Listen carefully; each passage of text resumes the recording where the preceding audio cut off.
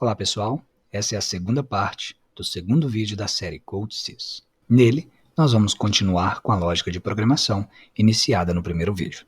Se você ainda não conferiu a primeira parte do vídeo, eu vou deixar o link na descrição, basta você clicar e acessar. Este processo demora 5 segundos e, obviamente, tanto a capacidade quanto o tempo de secagem eles foram alterados para que ficasse mais didático e para que simplificasse o nosso processo. Geralmente o tempo de secagem é maior e, neste exemplo, pelo tamanho da peça, obviamente não se cabem 3 peças dentro da secadora, mas apenas para fins didáticos nós vamos utilizar a quantidade 3 e o tempo 5 segundos. Eu coloquei também de forma exagerada para didatizar esse switch manual automático, que vai ser aquele responsável por iniciar o processo no modo manual ou no modo automático. Normalmente, os processos no modo manual permitem o avanço, o recuo da esteira através do acionamento do motor, através dos seus contatores de reversão e de acionamento direto, além de outros controles manuais, como de ligar e desligar a secadora e etc. No nosso caso, para simplificar, nós não vamos fazer essas programações. Nós vamos focar apenas em fazer a parte automática do processo. Ao colocarmos o switch em manual, a nossa linha vai assumir o processo de parada, ok? Então vamos iniciar a programação. Como sempre, vamos iniciar pelo novo projeto, através de uma template padrão. Vamos nomear como linha de secagem. Nós vamos manter as configurações como estão. Se você quiser saber um pouco mais sobre essas configurações, dê uma conferida no nosso primeiro vídeo dessa série. Lá eu explico o que cada um dos dois significam e quais são as opções que nós temos e como escolhê-las adequadamente. Assim que o programa carregar, você pode dar 2 cliques em PLC PRG e habilitar a tela gráfica de programação. Como sempre, clicamos na linha que desejamos inserir os componentes, clicamos com o botão direito do mouse e temos então acesso aos componentes ladder. Os problemas industriais podem ser grandes ou até mesmo complexos. Portanto, é interessante que nós quebremos, particionemos esses problemas em pequenos pacotes para que a gente lide com cada parte do problema individualmente e depois a gente una esses processos para gerar o nosso sistema automático. No processo de união, obviamente, pode acontecer algum overlap, pode acontecer alguma sobreposição e que requeira a nossa atenção, contudo, torna-se mais simples resolver um problema industrial nessas condições. Observando que a primeira coisa que precisamos fazer ao resolver um problema industrial é entender o funcionamento do nosso sistema automático. Observando que em qualquer processo industrial é importantíssimo que nós entendamos o que está acontecendo no sistema para que nós consigamos resolvê-lo. No nosso caso, nós temos uma peça que vai ser transportada por uma esteira. Ao acionar o switch para a posição automático, o motor da esteira deve acionar e o produto começa a trasladar. Ao chegar no sensor de proximidade, será contada uma peça. Ao final da contagem de 3 peças, a esteira deverá parar para que haja o processo de secagem que demora 5 segundos. A esteira ficará desativada por 5 segundos. Após esse tempo, a esteira novamente volta a acionar para que as peças saiam e novas peças entrem. Enquanto a posição do switch estiver em automático, o nosso processo continua. Ele só vai parar quando nós acionarmos a posição manual. Dividindo em pequenos pacotes. O primeiro pacote é, ao acionar a posição automático, a nossa esteira deve ligar. No software, nós temos a seleção da linha que nós desejamos, clique com o botão direito e vamos inserir um contato, que vai simular para nós o nosso switch S1. Essa janela que abre é uma janela de autodeclaração da variável, onde ele tenta identificar o tipo da variável de forma automática, e na grande maioria das vezes ele consegue identificar corretamente. Pouquíssimas serão as vezes que nós teremos que mudar o tipo da variável, em casos mais extremos, principalmente quando estivermos utilizando variáveis e sinais de natureza analógica. Nesse caso, todos os elementos foram escolhidos corretamente pelo software, então nós podemos clicar em OK. Em seguida, nós queremos que esse botão, esse acionamento S1, que é o equivalente à nossa chave de acionamento automático, acione o motor da esteira. Então nós precisamos dizer para o programa que esse switch vai acionar uma bobina que é o equivalente ao nosso motor. Eu vou colocar como K1, imaginando que K1 é o contator responsável pelo acionamento do motor. Novamente, na declaração automática das variáveis, eu não vou precisar mexer nas configurações por enquanto, então vou clicar em OK. A nossa primeira parte, ou primeiro pacote, já está configurado, em que, ao acionar o botão na posição automática, a minha esteira vai começar a funcionar. Para testar, é importante que nós tenhamos, então, uma visualização. Vamos criá-la. Clique com o botão direito em cima de Application, Add Object, Visualization. Nós vamos selecionar a opção Ativo para permitir acesso aos objetos gráficos na biblioteca do CodeSys. E vamos clicar em Adicionar. Assim que o programa carregar, uma tela parecida com a minha será exibida para você. No canto lateral direito, você pode configurar a posição dos seus componentes para que você veja melhor. Lembrem-se que o nosso objetivo é acionar um switch para posição automático e fazer com que o motor da esteira acione.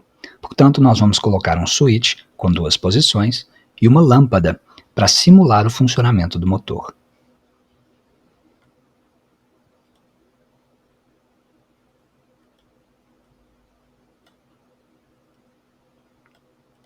Quando o motor estiver acionado, a lâmpada acenderá. Quando o motor estiver desacionado, a lâmpada estará apagada. Na posição acionada, será a posição automática. A posição desacionada será a posição manual.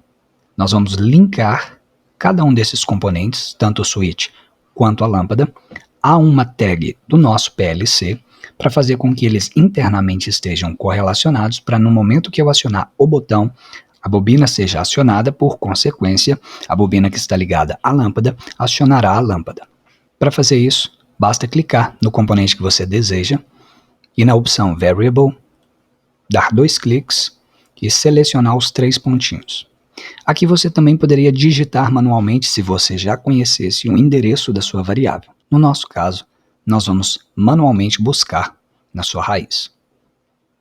Dentro de Application, PLC Underline Program, nós temos as variáveis do nosso processo.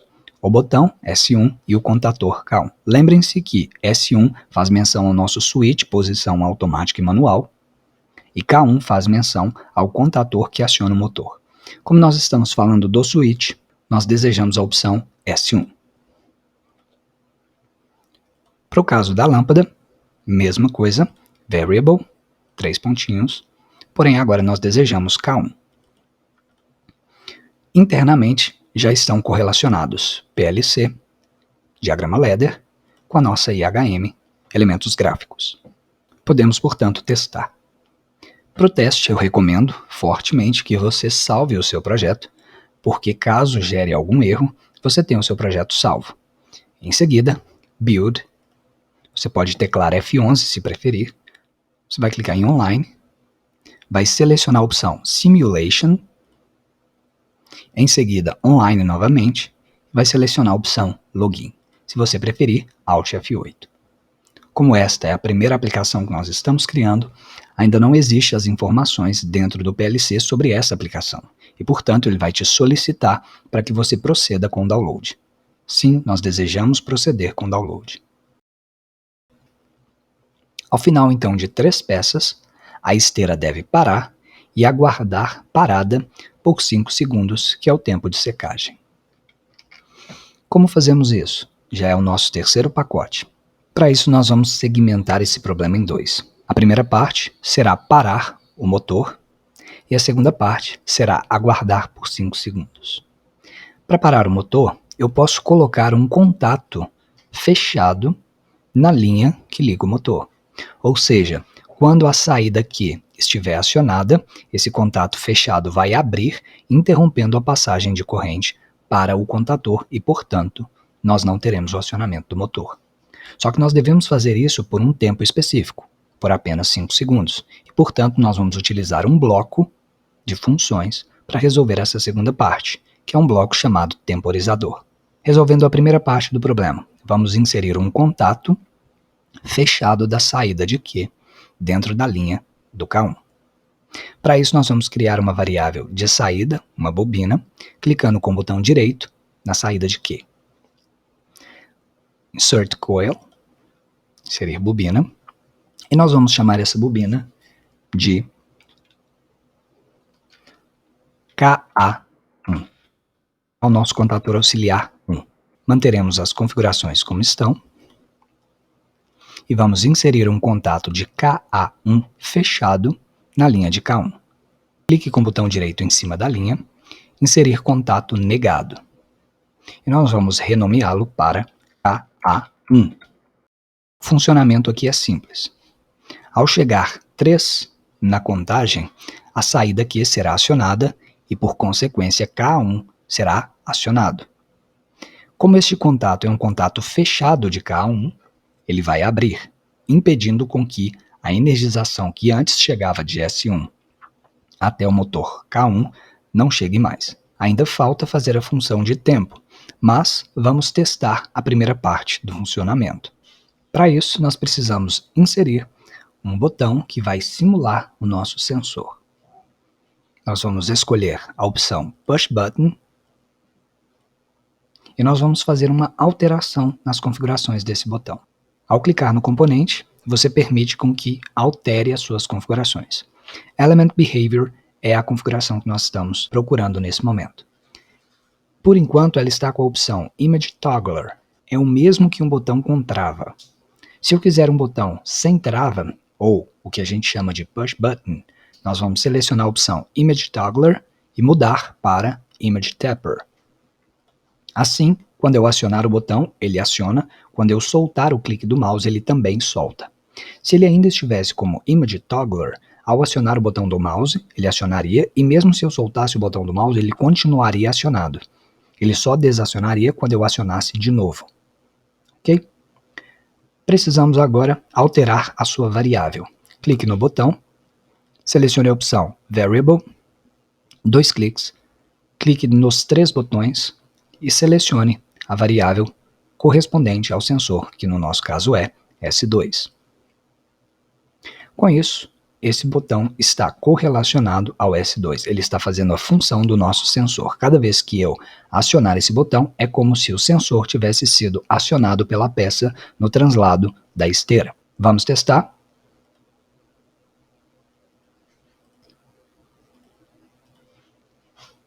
Com download.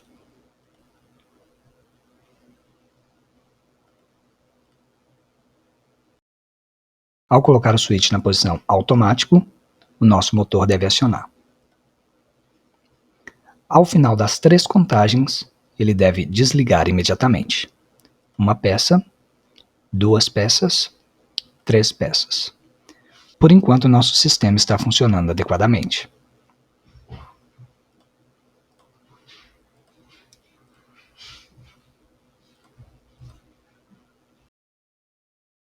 A segunda parte deste pacote é colocar o temporizador.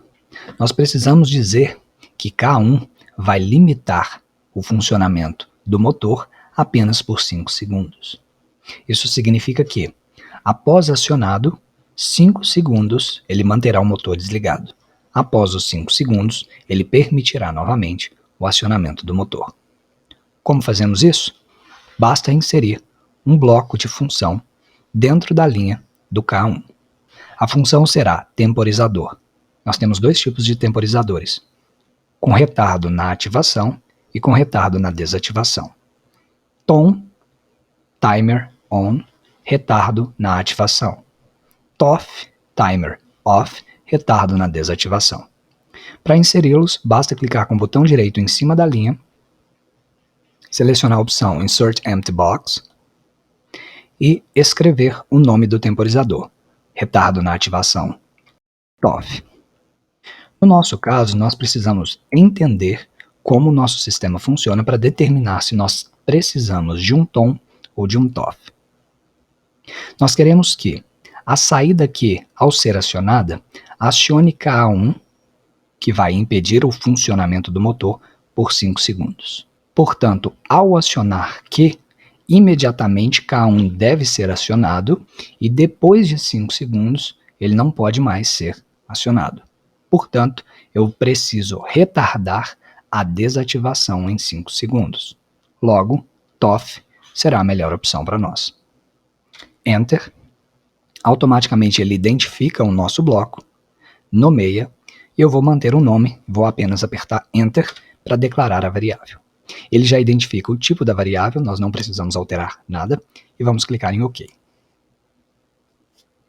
É importante que nós configuremos quanto tempo nós queremos para retardar a desativação do K1. Essa função é configurada na posição PT. Eu vou clicar nos 3 símbolos de interrogação e vou colocar a seguinte sequência. T, hashtag, significa para nós variável de tempo, e eu vou colocar o tempo em segundos. Nós queremos 5 segundos, portanto, 5. E S é o símbolo para nós de segundos, por isso, S.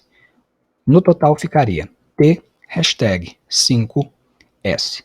Esta é a sintaxe correta para determinar tempo no CodeSys para temporizadores.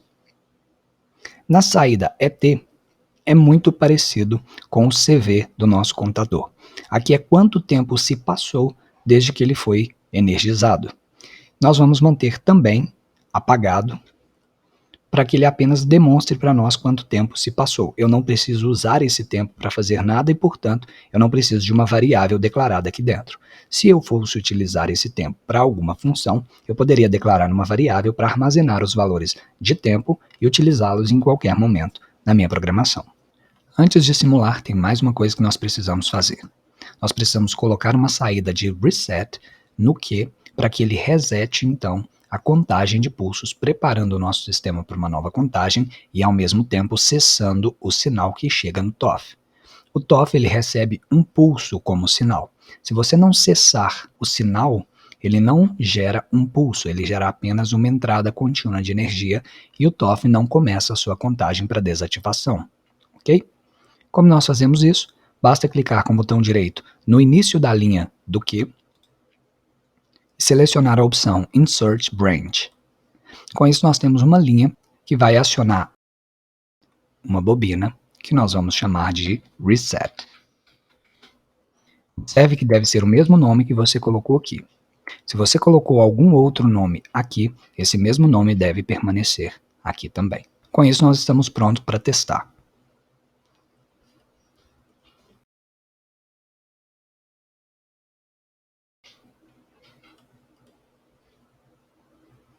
Ao acionar o switch para a posição automática, o nosso motor liga. Após 3 peças, ele imediatamente desliga, aguarda 5 segundos e religa. 1, 2, 3. Após 5 segundos, religa. Nosso funcionamento está como nós esperávamos. Observem que tudo o que nós queríamos que acontecesse, aconteceu como nós previmos, mas tem uma coisa ainda que nós precisamos observar. Vejam que o processo é cíclico contínuo, isto é, depois que as 3 primeiras peças já forem secas e forem para o seu processo normal de fabricação, outras 3 peças precisam ser secadas, ou seja, eu preciso repetir esse ciclo infinitamente enquanto meu switch estiver na opção automático. Para testar isso, eu vou continuar fazendo a contagem de peças para ver se a esteira vai desligar novamente e para ver se todo o processo se repete, se ele é realmente cíclico contínuo. Mais uma peça, 2, 3, esteira desliga, aguarda 5 segundos e após esse tempo, ela liga. Mais 3 peças, desliga, aguarda 5 segundos e após esse tempo, religa. Observamos que o nosso processo já está como prevíamos. Se a qualquer momento eu trocar a posição automático para manual, a nossa esteira vai desligar. Observem um detalhe. Se eu for na programação ladder, eu vou observar que a contagem está em 0. Se eu fizer a contagem com o switch na posição manual, passei uma peça manualmente, ele continua contando normalmente. Isto é, na posição manual, ele mantém o funcionamento dos componentes, entretanto, é possível que você teste a sua linha de produção, teste sensores e etc. Se isso não for requerido, ou seja, se você quiser que a posição manual funcione como uma posição desligado, você poderia fazer um contato fechado que dependesse cada linha desse contato fechado. Enquanto a posição estivesse no automático, ele permite o funcionamento. Enquanto estivesse no manual, ele abriria o contato fechado, não permitindo a passagem de corrente para nenhuma das linhas e, portanto, o seu sensor não funcionaria, o seu contador não funcionaria, você realmente desenergizaria tudo que está depois dessa botoeira. No nosso caso, nós vamos manter esse funcionamento que era a nossa proposta inicial. Se vocês quiserem fazer implementações nesse processo e quiserem melhorá-lo, podem sugerir e a gente pode fazer um novo vídeo fazendo as implementações que vocês sugerirem nos comentários. Se esse vídeo foi útil para você, sinta-se à vontade para curtir, comentar, compartilhar e, como sempre, muito obrigado pelo suporte, forte abraço e até a próxima. Tchau, tchau.